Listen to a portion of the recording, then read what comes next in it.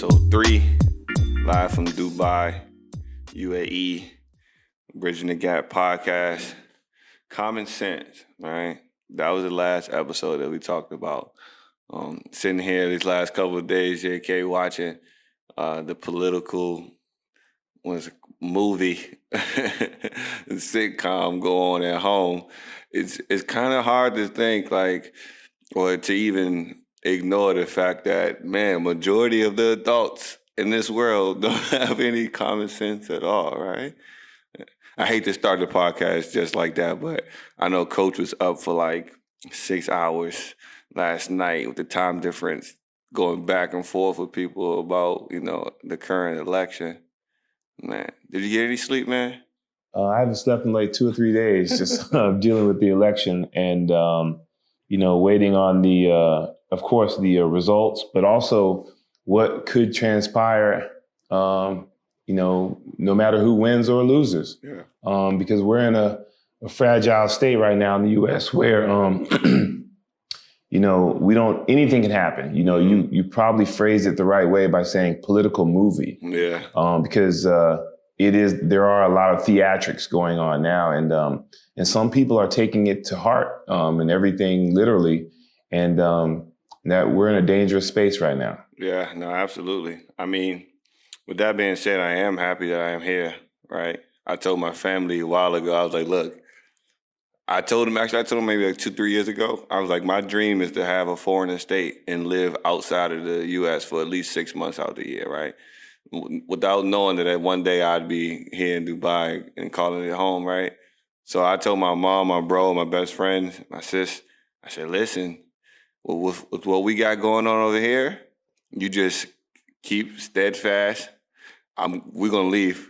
I'm going to build something in Dubai, somewhere in Bali, somewhere. We're going to get up out of there. There's no worries. The world is our oyster, as they say. Well, let me start again by saying thank you guys for tuning in, for listening. This is Bridgin the Gap podcast with the triple OG, Julian King. I'm his young mentee, former player, now business partner, Ryan Yates. It's a relationship that has been brewing for over a decade now, and we're letting you guys in on some of the conversations we have with each other all the time. For all of our listeners, all of our Hoop Mountain family here in Dubai, people that aren't a part of the family yet but want to be, remember you can always find us in a gym somewhere near you. You can come and check out our website, Hoopmountain.ae, our Instagram page, Hoopmountain.DXB. A lot of dope content coming. We have a great young intern on our team who, if he can stand the pressure, because we put pressure on those around us and we expect great things, that he's going to be contributing some amazing content and blossoming into a star of his own. Young Ethan, be prepared. We have some cool things coming for you guys, for the podcast and for Hoop Mountain. And again, you can contact us through WhatsApp. Our information is on our website and on Instagram. So let's get into it, King. Let's check in first. How you feeling mentally, physically, spiritually? How's that going? I'm exhausted.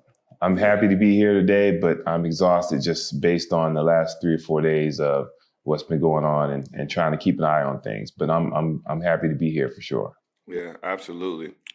Now you're a guy that I watch you work yourself to the bone sometimes, right? What have you been doing to make sure that you get some time where you relaxing out, chilling, not screaming at me? Because what you do is, I can take it. So you get frustrated with the rest of the world. You're throwing that out on me, and I got to catch that fire, which is cool.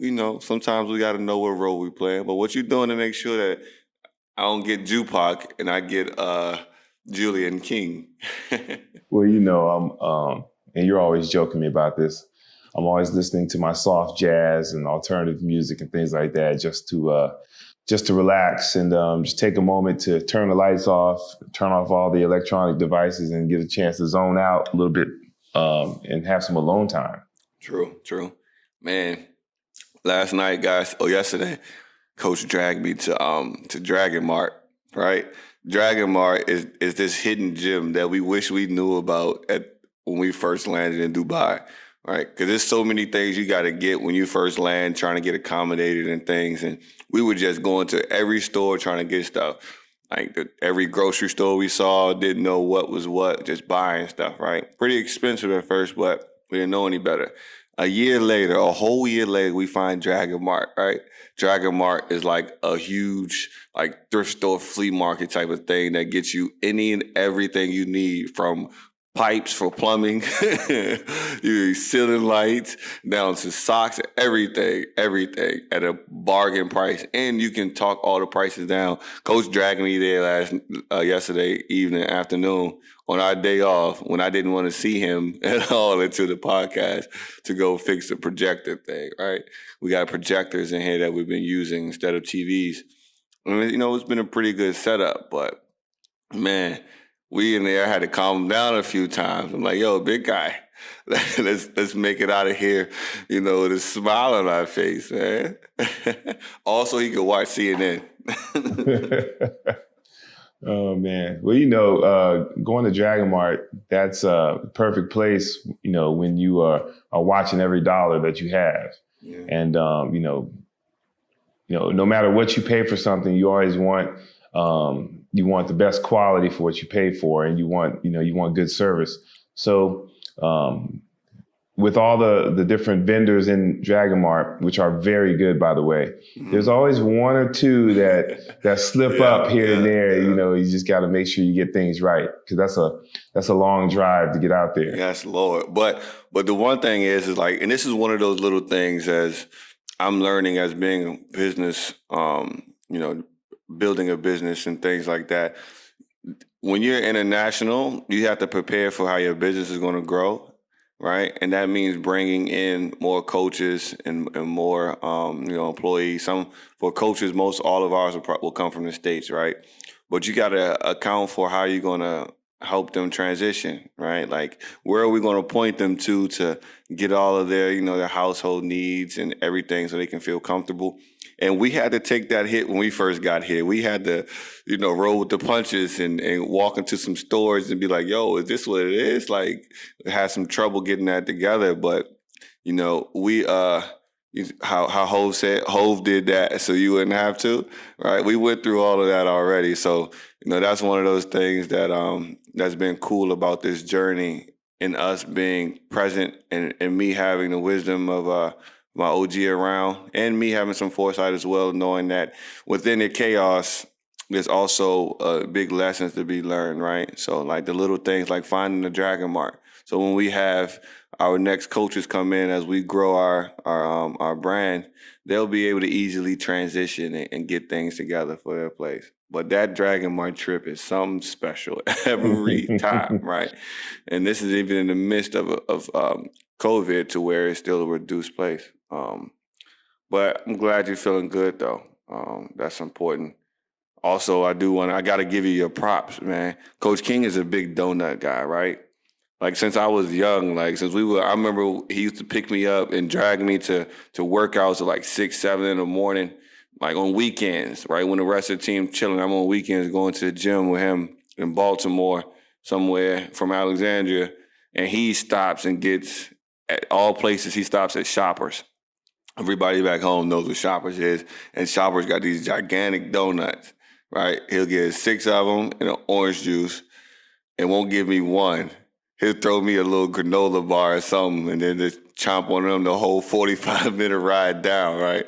But that being said, Coach has been watching his sugar consumption out here. I got to give him his props, man. We've been back in the gym, and I know he itching. I know he itching to grab a cupcake or something. I just want to let you know, big guy, you deserve it this weekend, man. You deserve it this weekend. I'm going to the gym right after this myself because I had some cheesecake last night.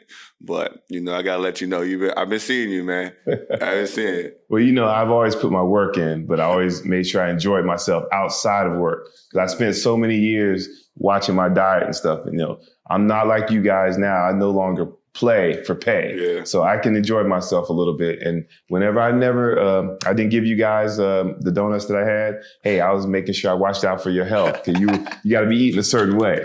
Man, cut it out, man. Cut it out, man. You won't watch now. He was being greedy. That's what that was, right? But nah, for me checking in, I feel good too, man. Work wise, everything we've been trying kind of playing from behind. Like, if we put it in basketball terms, we started the game off down 30. So right now we've managed to make it a 4 possession game going into crunch time, and I like our chances. Right. So right now we're catching up on things. I'm trying to catch up on some of the marketing and content design and curation things. When COVID hits, it just hits everything. Budgets could cut. Like ideas break down, but I've got a good team, and a lot of support between our investors and our owner and everything. So I'm feeling good about what we got coming forward. I finally got to breathe a little bit, so that's been good. Working out and still going strong with the swim classes. My freestyle game is getting there. I'm getting there. It's not bad. It's therapeutic too, man. You talk about how much time we spend on our feet, running around and everything. Getting that time in the pool feels real, real good. So I'm feeling good. Back reading my book a month. Right now I'm reading the Water Dancer. A little bit slow, but I like Ta-Nehisi Coates as a writer. So those are little things that I love. And I'm a huge music guy. We'll have an episode dedicated to music because the old heads, they really don't give us our props for our generation of music. They go crazy. But shout out to Busta though. We did listen to Busta Rhymes' album, and that took OG back to this early '90s. And that was fun. So with music and everything. And T.I.'s albums is all right too. I've been telling you, yeah, T.I. don't miss though. T.I. don't ever give us bad work. T.I. one of those guys that's consistency is his strength, right? So that's been dope. But you know what? This past week, because work has been so crazy, we've had days to where you've had to do some of the training alone, and I've had to stay in the office and stay in. The office is our apartment, and do like 3 hours of media work and things like that, mainly for like the SSA stuff. But we got a young man that we're working out, and we're counseling. Mainly you're doing the counseling. I'm coming in to do some assistance with the working out. And he has some talent. He has a chance. He has a chance to make something of himself, right? As we'll say. Right now he might be a scrub, but he's a scrub with potential, right? But he can really do some things. Really, really, really great kid. His parents did a great job with him. Well mannered, eager to learn. But what we're helping him do is kind of fulfill his basketball dreams. Basketball is one of those sports to where you only can reach your fullest potential if you're in an environment that challenges you. Right. So you got to be around. If you want to be great, if you want to be a college basketball player or you want to be a pro, you don't need to surround yourself around guys that just take it as a just for fun or I'm here because it's cool. You need to be around some people that's challenging you. Right. So this young man, we saw something in him, in the last podcast, I said that if a player wants to be great, it's always their decision. They'll let you know. And once they let you know, then it's our job to take you to that place. So he let us know that he wanted to do something with himself. So we've been, working on getting him prepared to go to the States to continue his journey and step into new lights. But within that journey, we have interesting conversations, right? Like, this young man is I think he's Serbian. Is from Serbia. His parents are from Serbia. He's growing up here in Dubai. And as you know, there is no basketball culture here at all, right? There are basketball programs, people teaching basketball, but there's no basketball culture, right? So we talked to him about everything, like locker room dynamics, how things go in practice, how you have to turn the switch on and off about, when your teammate is your friend and when your teammate is somebody that you're like, I got to get my minutes. So he's somebody I got to attack all the time. But that led me to think about one of the more interesting things, right? Basketball, I always tell our parents and I tell our kids, is I think the greatest metaphor for life, right? Like in that locker room, as a coach or as a player, you have, let's say it's 15 people on the team, you have 15 completely different personalities, right? Like crazy, crazy people, everybody from different backgrounds. And I know, having different teammates from like different parts of the world was crazy too. But talk to me about that with your, 30 plus years experience as a coach, as a player. Like, what are your favorite type of teammates, or what type of teammates did you run into that you'll never forget? And how was the locker room like for you as a player from high school on up to college to pros to coaching high school, coaching pros? You talk about the high school locker room.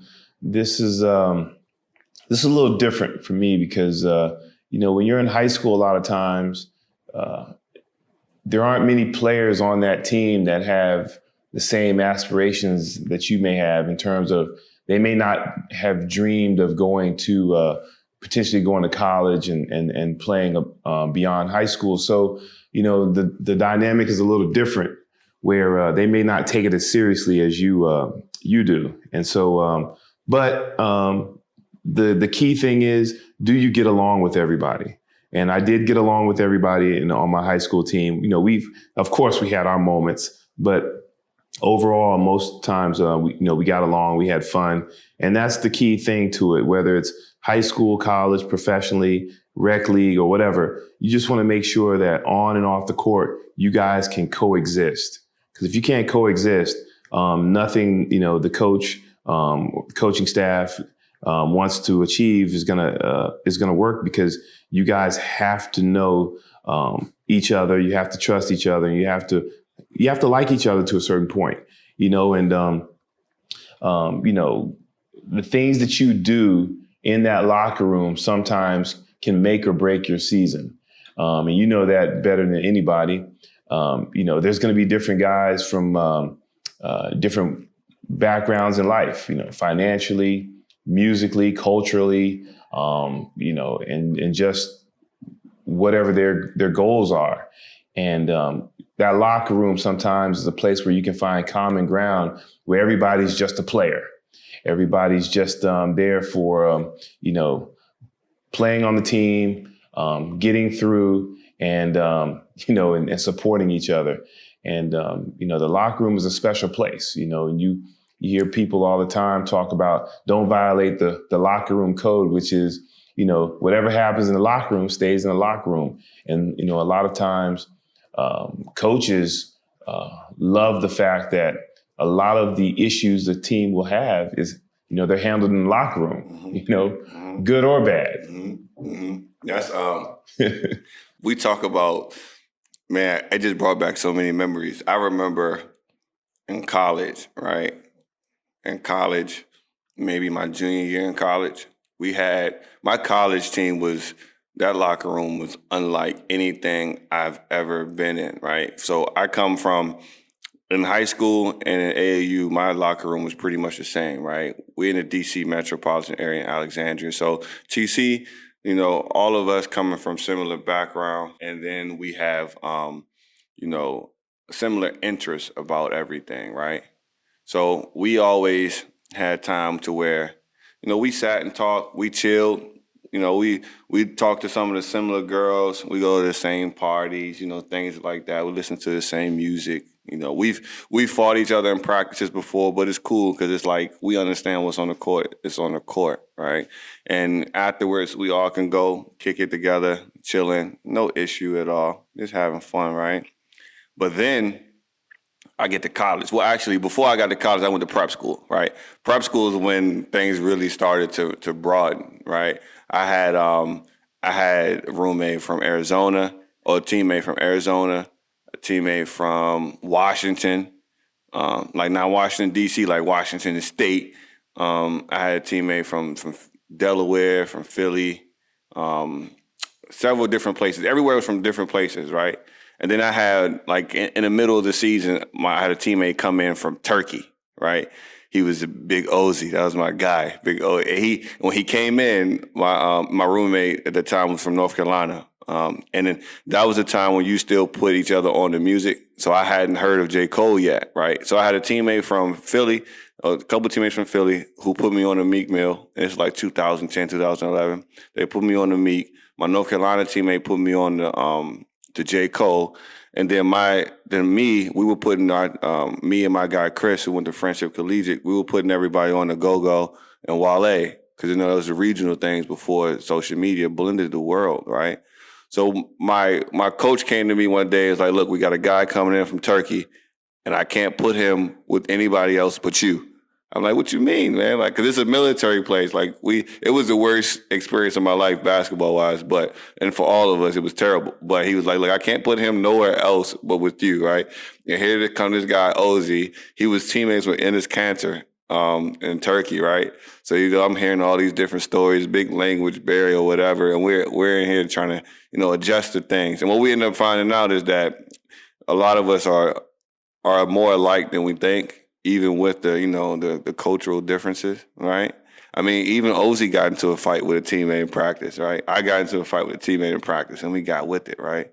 But one of the biggest things that happened to me was in college, junior year, right? I remember by this time as a junior, I'm a coach. I'm like the coach's extension, right? Like with all me and my coach used to, I cursed my coach out in the middle of a game as a freshman. A sophomore. Like we had some issues, right? But we grew a strong relationship to where like a lot of things he let me handle. So I remember my junior year we had like 9 freshmen or something like that. And I remember coming into the locker room one day and one of the freshmen had got his hand broken or something had happened, right? And I get into the locker room. It was a Saturday morning, right after Friday night. So, college is going crazy. I get into the locker room, and everybody in there looking crazy, right? And I remember waking up with a whole bunch of text messages and stuff. And I'm like, man, what happened? And in my locker room in college, we got guys that come to the games in cowboy boots, cowboy hat, Wrangler jeans, and a flannel with dip in their mouth. Like, we got like 3 of them. We got 3 of them, 4 or 5 from Richmond. We got a couple from D.C. Like, we got a wild locker room, right? So I remember they saying so-and-so got heated because so-and-so on the team messing with his girl, blah, blah, blah, blah, blah. And I'm like, yo, you jeopardize your season punching the wall for some stuff like this. So I immediately go into crisis control because when something happens, you got to go out there. You got to say something to the crowd. So I go talk to Coach. I'm like, Coach, this is what happened. I said, but this is what we're going to tell everybody who asks. He's like, all right, cool. You just handle it in the locker room. Make sure when they get in practice, I don't have to hear nothing about it. And we just go on. We went on to have a good season. Things like that happen. But that's like the dynamic of the locker room that people don't talk about. Like, they fight. People mess with each other. Girls, people do things that they don't like. But you got to have somebody in there who can, tame everybody and say, look, all right, right here is where we end it. Whatever beef y'all gonna have, y'all have it after the court. But when we play, we gotta be soldiers. We gotta be together. But I remember those type of moments all the time, man. Like, what's going on? You can't all these different things out here to do. Why are you messing with your brother's territory? What about you, JK? What's your locker room is like as a player? Because you've been playing it safe, and I know all your homies are listening. Everybody back home is like, JK is giving the real safe one. I know you might have caused the problems in the locker room, to be honest, especially at Temple. You had some. I know you was giving some. Well, I'll say this at Temple, being a young buck and with so many great players there. And the discipline that Coach had on the program. I didn't cause too many problems in the locker room there, because trust me, it will get dealt with behind closed doors. Copping a little, I'm a little older, a little wiser, so to speak, and probably more of a smart ass.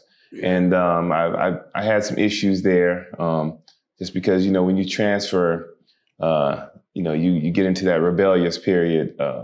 But I won't get into that right now, but I'll say this. Yeah. That's a story. That's a movie in its own right. That is a movie for sure. I'm going to get him to say about it, though, because I know the real you. But I'll say one particular instance, professionally, I was playing in Argentina, and I had this one teammate. He was a local Argentinian guy, and he was a big guy, about 6'9", and he was our best post player. And if he didn't smoke a cigarette at halftime, he absolutely played terribly the second half because that was his way of relaxing and getting into the game.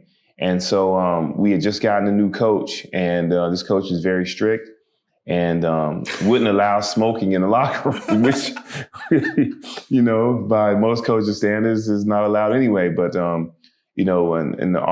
this player was trying to do the right thing, whatever, but you could just see that it was causing a problem. And one particular game at halftime, coach is going over first half stats, and he called this player out about, not controlling the boards, and we were getting killed. And, and this player just basically zapped out and used probably, 10, 11 different words that I can't repeat on air, and said, hey man, you're not allowing me to be me. I'm 36 years old. I've been playing this game a long time. I'm set in my ways, and this is what I need to get done. Yeah. And so I went and talked to coach and said, hey coach, just let him do his thing. Yeah. And he went outside, he smoked like 2 cigarettes, man. And I want to say he had like a quick beer too. He came back that second half and had like 14 boards in the second half. Yeah, that's and tough. We ended up clawing our way back into the game because we controlled the tempo by controlling the boards, and we won the game. And I'll never forget that to my end of time. Listen, that's some Jackie Moon semi-pro stuff right there. That's nuts, man. But that's interesting too. Just to wrap that up and bring it back to the beginning point, when we talked to our young buck about him going to the States and him playing, we kind of reiterate the fact that it's going to be more than just you playing basketball, right? Like, you're going to be in a locker room with those guys. They're going to be teammates. They're going to be your brothers. You're going to have to learn to fight through adversity with each other, disagreements, watching somebody struggle and having to pull them up. You maybe not being the best player there that's like you are here and having to go through that. Well, that's what basketball does to you, right? It really makes you grow as a person on and off, like constantly in uncomfortable positions. So that pushes you. You know what's interesting about big men? Have you ever, and I say this all the time with my guys, like big men, right? Have you ever met, and when I say smart, I'm just talking about basketball smart. Have you ever met a smart basketball, like a basketball IQ that was high, and your guy was, let's say he's 6'9" and above, in athletic? Like if you run into a big who has a high IQ basketball-wise, he's probably a pick and pop shooter, probably can't jump over paper, but he knows the game. And he probably look at you like, man, if only I had the athleticism that guy got. But then you run into a gazelle who got the 44-inch vertical, and if you throw it to him on the block, you only giving him one option, because anything else, he gonna trip over the ball. Am I out of line with that, or is it like one of those stereotypes that's fact? Because I still don't know too many, man. Like, for real. Yeah. Yeah, you pretty much just spot on with that. I know one or two guys that are like that. They're super athletic, big guys that have great basketball IQ. They're probably still playing too, aren't they? Well, no, of course, age has, Father Time has been knocking on the door. But I know a couple guys, but overall, most of the high IQ guys are the lesser athletic guys, but they're more skilled. Yeah. But again, that's kind of what we touched on a little bit in the first episode.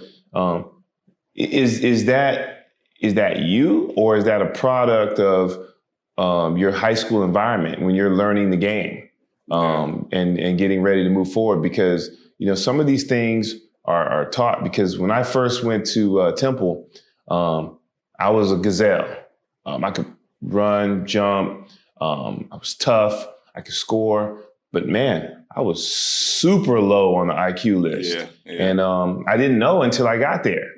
And so... and for all you people that want to see a coach is telling the truth, I'm on his IG page, Coach JK14. You can see some of those pictures where he got some bounce. He got the wild high top fade, like he Kwame and the short shorts. But he valid though. He's valid. So, so I don't want to condemn every big fella out there, but but it's just, even with the rec league, the grassroots basketball, if you're the tallest player on the floor, even if you have a little skill, most people are going to put you under the basket and just say, "Hey, just get your hands up high and rebound and go back up for layups," instead of continuing to develop your natural skill. So I'm not going to put that on the big fellas completely, but for sure. But that is a great point. That's interesting too, right? And that also goes back and talking about, and that's not. I don't even think this is one of those topics, but talking about how do you build basketball IQ? Like one of the biggest things, because I like to think that I have a pretty solid basketball IQ, right? And when I look back at it, I'm like, yo, how does that come about? Like, I wasn't like reading a book about it or something, but my mom had me watching. My mom would sit and we could watch 12 hours straight of basketball, and I'm talking basketball from the women's side, WNBA. We were watching Teaspoon, we were watching Lisa Leslie, Merle Page. Like we was watching all of Nikki Teasley, Ilana Griffith, Tisha Pinatero, Sue Bird from the beginning. Like we was watching all of those from the beginning, and then we'll watch college all day. And we'll watch college with Pat Summitt, rest in peace, when she had those girls going crazy. We were watching everything, Notre Dame, when they had Ivy and Ruth Riley. And then we'll watch men's all day. And then we'll go to the gym and she's sitting there watching me. And we're just watching basketball all day.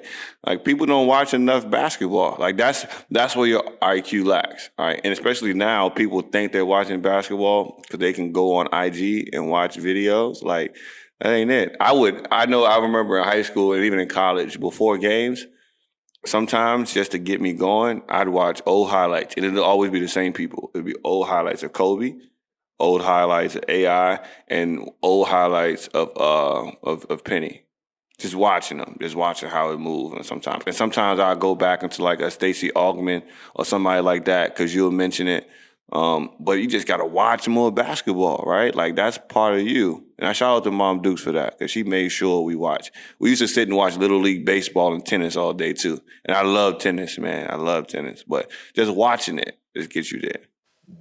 And see, and shout out to Moms too, because she allowed me to coach you guys without any interference, unlike some of the other parents in that area. But she took what you were saying literally. You said you want to be a basketball player, so she sat you down and said, "Okay, you want to be a basketball player. This is what you got to do.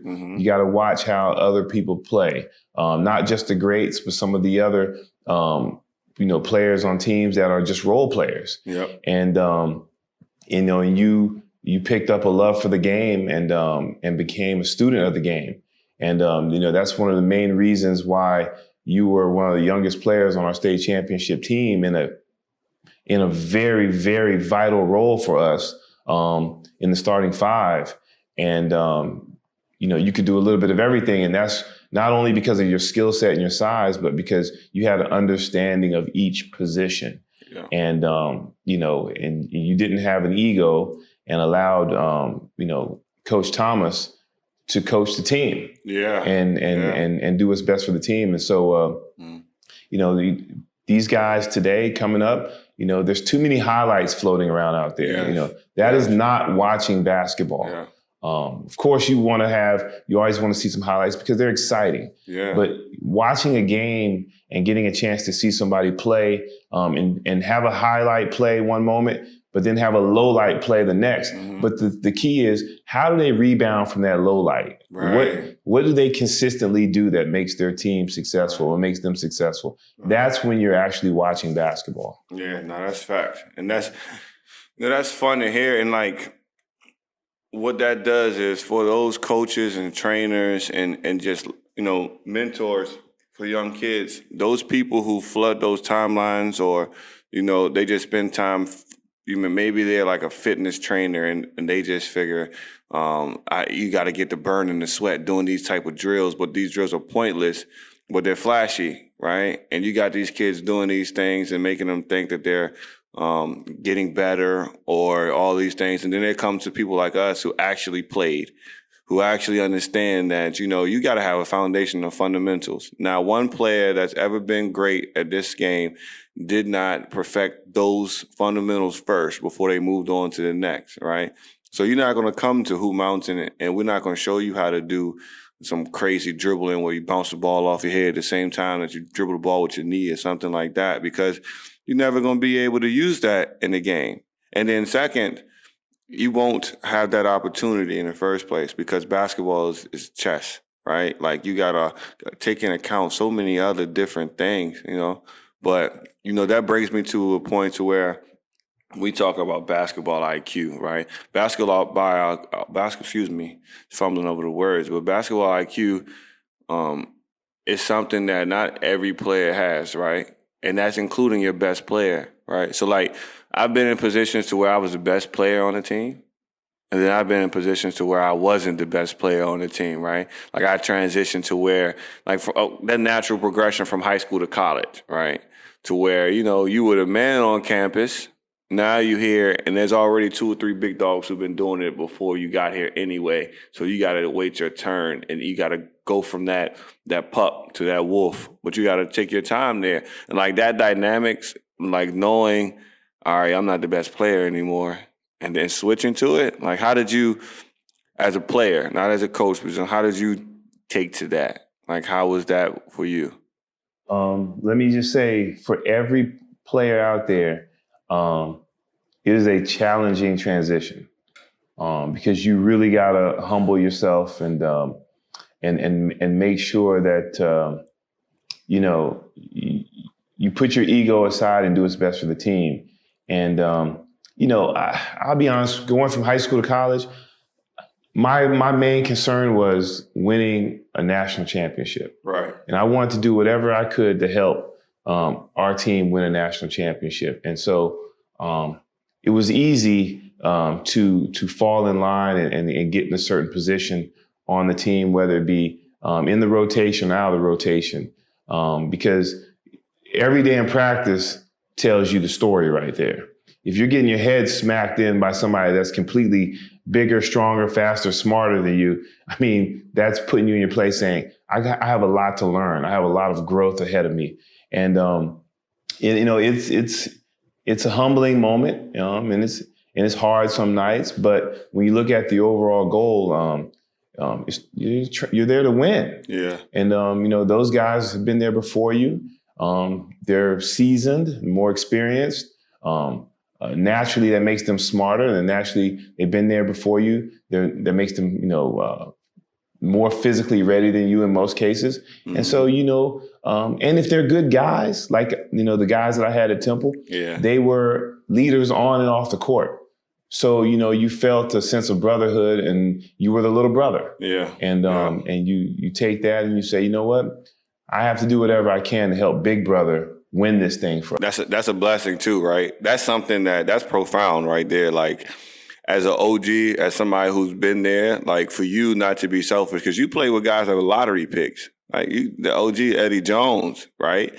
Like, thankful for him. He was my favorite player of all time's first OG, him and Van Exel, when Kobe got to the Lakers their first time, right? So, like, you play with, like, legendary guys, So, like, for them to understand that, I'm only as good as my teammates. So I know I'm the big dog, but I got to make sure I bring them along as well. It's important. I think for me, my biggest transition was in high school and even in prep school to an extent. Like, I was one of the better players, if not the best player. And for me, I didn't only assume that role on the court, right? Off the court, I was solid too, right? Like, in the community, in high school, on campus, anywhere I went, I was just, that's my personality. I was just around different groups, I was always in the AP classes, all those good things, great student, blah, blah, blah. Every little club, all the teachers want to talk to me about things, whatever. So I made sure that I carried that same type of leadership off the court. What I had to learn And I think what some people need to know is that even though you're not the best player, that doesn't diminish your skill set, right? That's just letting you know that you have an anchor to let you know where you need to be working towards next, right? Because it's a new level. Because you're not the best player doesn't mean you're not nice anymore, right? And some of those things, I always understood that, like, as a leader, you can only tell somebody something if you're doing it yourself, right? So, like, even to this day, if I talk to Ethan and I'm like, yo, Ethan, we got to get this done, this, and this. I expect you to do this, and that. He knows that I expect the same thing from myself and that I'm going to push that same thing from myself. The kids the same way. So for me, I was like programmed to do that even when I got to college. So I had to see, like, all right, where can I see fit? Because you don't want to like dim your own light, and that way you can't progress the right way. So I had to, like, okay, kind of like I did when I was as a sophomore. I was like, we got 3-4 all-state guys. We got guys that's going to do things the right way. So coach said they need somebody to be a defensive stopper. He needs somebody that's going to guard the best player on every team, every game, and make them have the toughest night. I'm going to do that. I'm going to do it well, right? And everybody knew they could count on me for that. So in my own light, I'm a star in that role. And so I did the same thing going to college and going to prep school. And, I do my thing off the court. I get my extra shots in and all those things. But, you got to earn. Sometimes you could be the best player, but you're not the player that everybody leans to when it's at a time of distress, right? So I kind of learned that sometimes because you're not the best player skill-wise, it doesn't mean you aren't the most important player. And you still got to be who you are and, and steadfast in that. And I think what helps with that is basketball IQ as well, like understanding and knowing what's going on, right? That's big time. And I thank you. I thank Moms. I thank Coach Thomas, Coach Vest on Team Takeover. Like those guys, you guys like gave Uncle Ro and my Aunt Lisa, like they gave me the foundation to where you see things a little bit different. How do you deal with that as a coach, though, right? To where your best player, right? Like your best player offensively, say as a pro, your best player offensively, like the one who's going to be the one that has to get going, you can only give him one responsibility, right? You like, look, I need you to get 25, 30 tonight, but the heart of the team is somewhere else, right? But how do you balance that? Because, as an adult, as a pro, everybody is paying attention to how you talk to everybody. Even as a youngin', I know when we had our co-curriculum class at Arbor, there were 18 kids in there. One of the little girls said, "So who's your favorite here out of everybody?" Right? And they don't ask it that blatantly as adults anymore. But all of them are looking to see who is his favorite, right? So how do you blend that? Because sometimes your best player isn't your best leader. Well, when it comes to professional level, it's a little easier because you're in a situation where you're getting paid to play. And you got to have, if you're a professional and you're getting paid to play, you got to have the understanding that I'm getting paid to do a certain job. And as a coach, you got to, make sure you give that player his or her direct responsibilities and tell them what your expectations are. And, your pay scale kind of, dictates what your level of responsibility is, and if you don't have an understanding of that, then you're still, maybe you're still a little immature, or maybe you're a little inexperienced in terms of being a professional. And, on the professional level, everybody has a role to play, and you have to play that role as best as possible. And as a coach, when you direct, your philosophy or your instructions to the team, everything is generalized basically, unless it's a certain team where you have a different, a different relationship with that team. If you have a relationship with your team that's on and off the court, and these guys are tough-minded, you can probably be a little harsher in your terms and what you're saying. But until you get a chance to know everybody on the professional level, everything that you say will be in general terms. And hopefully you've had those conversations outside of the team with each player where they understand, oh, he's definitely talking about me.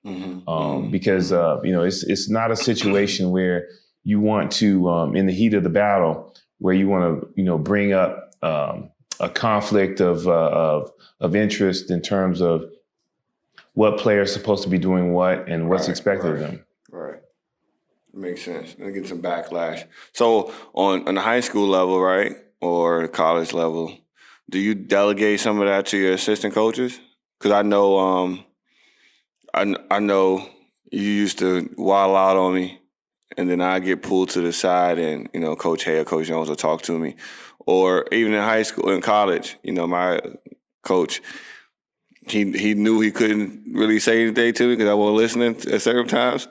So he's like, yo, I'm just sick of him. Go down there and talk to Melvin, right? And that was before we grew up. Well, I grew up, and we kind of had a better understanding. And the assistant coach would sit and we'll talk, and we'll be like, and he'll be like, look, this is what he's trying to say. Because I think too, like, as much as we're learning and growing, I feel like coaches are learning how to talk and communicate with us, because every 4 years is a completely different generation of people that's coming in, right? So like, and then you take in a cultural background. So like, do you delegate some of those things to your staff? You have to.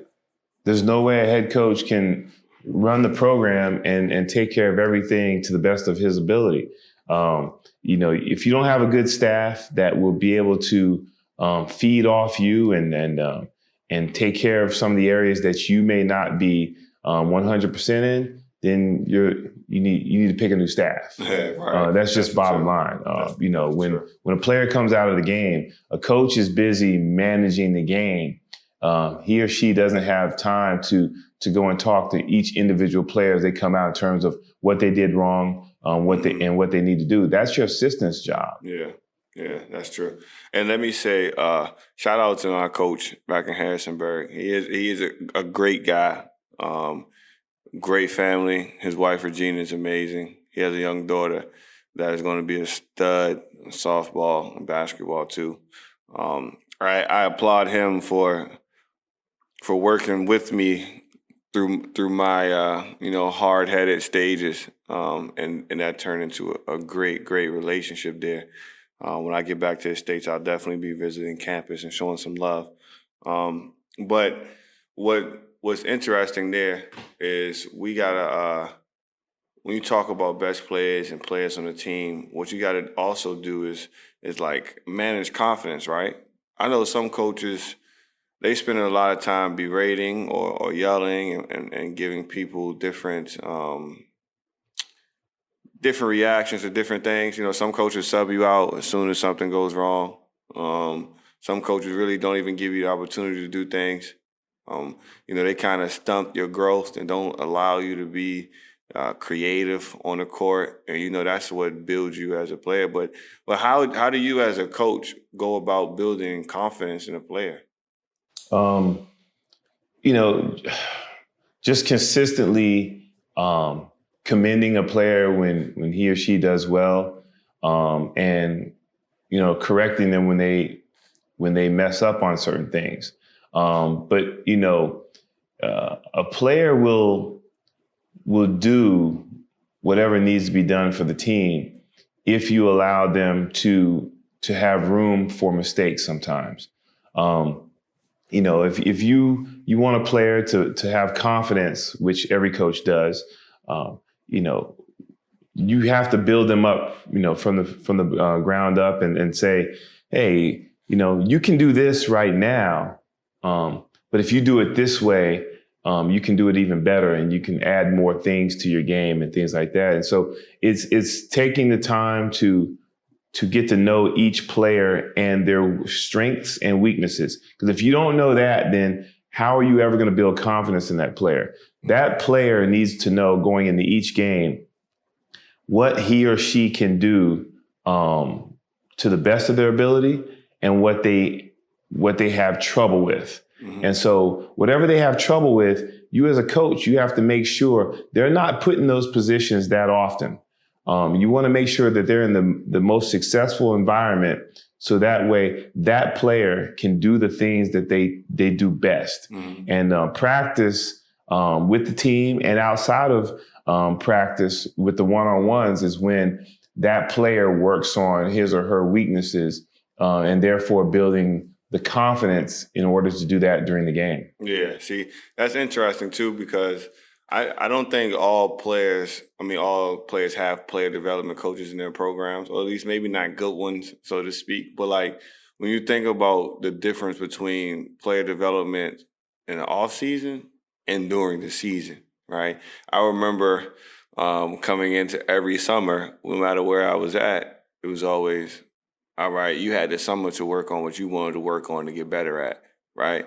So if it's not right by the time you get here, don't come here giving me new tricks and stuff like that. When you get into the gym today, if you didn't have Pat last year and all summer you've been working on that in and out cross behind the back, those spin moves and that step back, it better be good, and you better show me in that first 2-3 months in open gym, or when we get back to the gym, you're going to work on what I need you to work on, right? So like, for players, your personal time to get better and add on new things so your coach can now have confidence in you. Because that's another thing, too. Your coach has to have confidence in you. We talk about a coach building confidence for a player. You as a player got to make sure your coach can trust you. Like, you got to make sure that you know that he knows when you get out there in the court, you're going to give him something, right? My uncle always says this, I want those for certain things. I want to know for sure what I'm going to get out of you. I know for sure when Joe Blow get off the bus, he giving me 10 boards. He might give me 5 fouls, but I know for sure I'm getting 10 boards, right? So, like, what are you making sure you have when you get off the bus? Like, you making sure you that defender? You making sure you can count on this, you know? And I know for us, you used to always have me working on what I needed to get better at on the hour outside of practice, right? That we always had player development in practice as a team. Everybody was doing workouts as a team. But those extra things that you're really, really weak at and you want to get better at, you got to make that extra effort and do that for an hour or so after practice, you know? But I would say it's also your responsibility as a player to make sure that your coach has confidence in you so he can make sure that when it's time to look down that line, he can say, all right, I can count on him too. But what are that's physical tools, right? Like that's you saying, all right, I'm gonna teach you how to do the left to right crossover, and then get into a jump stop, pump fake, and do all these different things. You know, teach you some reverse pivots, some mid post things. You know, we worked on all those, but we also talked about how that's half the battle, right? So what mentally, right? Because we've been around people who mentally didn't have it. I mean, we talked about, PG on the first podcast to where I think he has the tools to be, top 3 in the league, but mentally it's just something different there, right? So like as a coach, where do you put, or like what type of tactics do you use to help somebody who's mentally holding themselves back, but they already got the tools? Again, it all comes back to knowing your players. How can you help somebody, whether it be physically, mentally, or whatever, if you don't get a chance to know them? Physically is a little easier because those are things that you can outwardly see. Mentally, those are things that you have to talk about, and you have to get that player to open up about certain things. You need to ask the right questions so that player has the opportunity to open up. Because someone could have a mental block for something so easy as, they don't like playing on the left side of the floor. Yeah. And you got to put them on the right side to open up their game a little bit. And then as you open up their game and they're feeling good about themselves, then you can gradually move them to the left side where you can do other things there. But it all comes down to, and it is hard, and trust me, coaches, I know that it is hard because you don't have a lot of time, but you have to find the time and the way to get to know what makes each player tick. And that's why you should surround yourself with a good assistant staff, and and get to know what's going on with each of your players. Because mentally, we've seen some players who have talent, like you said, as PG-13, but there's something going on there that you, myself, and Doc, no one knew was going on, and somebody's got to take the time to figure out what it is. Yeah. I'll take a quick moment just to talk about Kevin Love. Who would have known until maybe a year ago that Kevin Love was dealing with depression? Right. He's a millionaire. Right. He's an all-star. He's a champion. But no one had an idea that he was dealing with those types of issues. And he coming forward allowed other players to come forward and talk about their issues. And so now you say, oh, okay, now I see why this person may have had a lapse in judgment during a certain game or something like that during the season. Right. And what's crazy is some of those people, when they look at athletes, look at basketball players or coaches or whatever, they don't think that those type of instances affect them on the court, right? Like, you have those coaches that want you just to completely avoid your traumas as a person and think that it doesn't dictate how you play on the court, right? Like, you've heard that saying that you have to separate personal from business and all that stuff. Like, you can't do that. You really can't do that, right? Some people can take themselves out for like 30 minutes, 45 minutes or whatever and put them in a zone completely, or they just find some different things to latch onto. But who you are off the court is who you are on the court as well. Like, that's that same body. Maybe you create another persona or something, but like, what's affecting you is always going to be something that you have to deal with, right? Either you attack it head on, right? I mean, like, even Kobe, like, he had to figure out how he was going to deal with his emotions, and he was able to figure that out on his own. And, that brings a Black Mamba about. And so now he can excel. But everybody doesn't have that same type of mental toughness, right? So, like, the coaches will tell you, and some of those former players that turn into coaches, they expect a player to be just as they were, right? And that's when those limitations come. Or, some of the older generation of you guys, you'll tell us to just tough it out. You tell us to just tough it out and just push through, right? Without us going through actually going through and figuring it out. With some assistance. You'd be like, yo, just be tough about it. Just go ahead and push through. You know what I'm saying? So I'm like, all right, but what about the fact that we gotta sit and address those things, right? Like, if I got 1 hour, I'm playing basketball, but for 23 hours I'm at home, lights are out. There ain't nothing some people can't eat at home. Some people are going back to battered households and all those other things. And you sitting there and tell them that basketball needs to be the number one thing in their life, right? Now, you got to make it a different push. So, I think that's interesting. But on a simpler note, right? What do you do, like, tactical wise? Like, give it like hard examples, because there are coaches is listening. So, like, I remember from when my first game-winning shot, it was on a night to where I was like 3'12". Like, I hadn't made a shot all night. I probably couldn't hit the side of a barn door or something like that, right? But you called up the play for me, and our best player, who was they were probably double teaming him the whole night that night, EJ. Our best player was our decoy, and I was the one that you called my number for. And, inevitably I hit the shot, right? And that takes my confidence to a whole nother level. But what type of things like that did you do for coaches out there who are looking for some tricks of the trade? First, in terms of building confidence in a particular player or your team as a whole, everything that we do is peer related. There's got to be certain drills, certain games that you can play within practice that allow everybody to be on the hot seat, so to speak. And when that person is on the hot seat, whether they're percentage wise, they have a greater opportunity of success or a lower opportunity of success.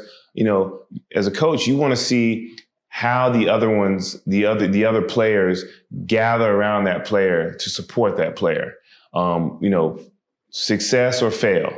And, those are things you have to throw into practice probably every day in order to build your team in terms of confidence as a whole. You don't want to be in a situation where, you're talking about late game tactics, certain situations where you're only relying on one or two people, because you never know who's got to be the next man up. So every situation that you can come up with that is the least favorable situation for your team to be successful, every player on your team needs to be in that situation. Yeah, true. I mean, I remember times in practice where you say, we don't win, practice isn't over until so-and-so gets a stop, right? We playing all day. And on the other end, if I'm on the opposite team and so-and-so got to get the stop, I'm going at him every time. And I'm scoring on him every time, right? So those things are fun. And then that's how you create the competitiveness. I think that's one thing, too, in the UAE that we're trying to create, right? A basketball culture, for one, to where people understand that it's more than just, the game on the court, but it's something bigger than that off the court. But then, man, like a real competitive fire, right? Like a real competitive fire, some pride into yourself and how you want to be seen as a player. But that confidence is a huge part of it. We haven't met a lot of players that have genuine confidence here, right? Just like real confidence, not confidence that's, masking some insecurities, but real confidence. But, I think that's a good note to end it on, especially it's still early in the afternoon here. I'm about to head to the gym and, I'm feeling great because I've been torching Coach every Saturday when we play with our college guys. We don't get to play much, but when we do, I torch him. I remind him, old timer, that it is a wrap. It don't matter if we play a 3-on-3 half court.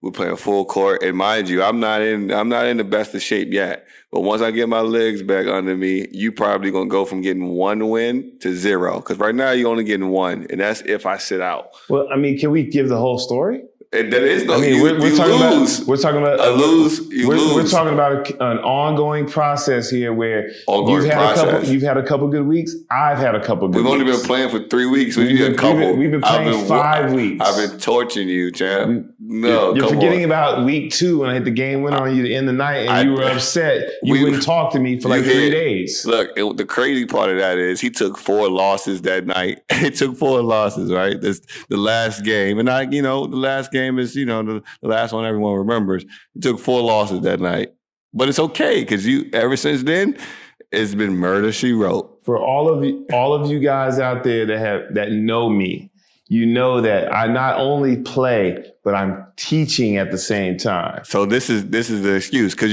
now I'm not a pay for play guy, right? I'm here teaching as well. I got some guys that I'm trying to teach, but I'm making sure I torch you while we do it, though. So for anybody that wants to come out and see Coach King get torched, because I'm one that loves crowds. We can't really have a big crowd because of Corona, but we can show you something. You see some videos. Maybe we'll have Ethan start to record them soon so they can see you getting lit up. There really isn't. I've been trying to keep the game locked because there's really not a coach in the UAE that can mess with me either. They really ain't, and it's gonna start showing even more. But we'll let people see soon. Everybody that's in the UAE. Hoop Mountain.ae, we're here to stay. Come join us. Come check out Coach King and I.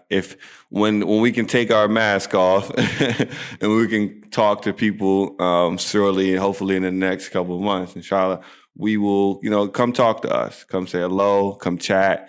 Even if you aren't coming to join the program and you just want to say something to us, come talk. We are friendly. We'll love it. For those people that are interested, Hoopmountain.ae. Hoopmountain.DXB is our Instagram handle. You can follow the podcast at Bridgin the Gap _ on Instagram, and we have a Facebook page as well. Our YouTube, Bridgin the Gap. Like, comment, subscribe. We have some more things coming for you here in the future. It's going to be fun. We have Hoop Mountain merchandise coming soon that I'll be designing with our new logo. Check out our new uniforms that we have on our Instagram page as well. Coach, what you got for the post-game wrap-up? In terms of, players joining a team and you not having the same role that you may have had the year before, just remember this. Try your best to do whatever task that the coaching staff has for you, and concern yourselves with the success of the team, because if the team wins, we all win. Love. One of I'm gonna borrow from one of my bigger inspirations in life, the late great Nipsey Hussle. It's a marathon, right? Everybody, you run your race at your own pace. All right. Don't, they say pride is birth of comparison. It's not real. It's just you comparing your situation to someone else, right? So just worry about running your race at your own pace. All that matters is that you finish. It doesn't matter if your race takes an hour, if it takes 2 hours, or if you finish in 5 minutes. That's what's for you. So, continue to push on that marathon. Find the pace that's best for you and run at that pace, and just make sure you finish. We're signing off, episode 3. Thank you, guys. We'll be back next week with more of what you like to hear. It's Bridgin podcast. Take care, baby.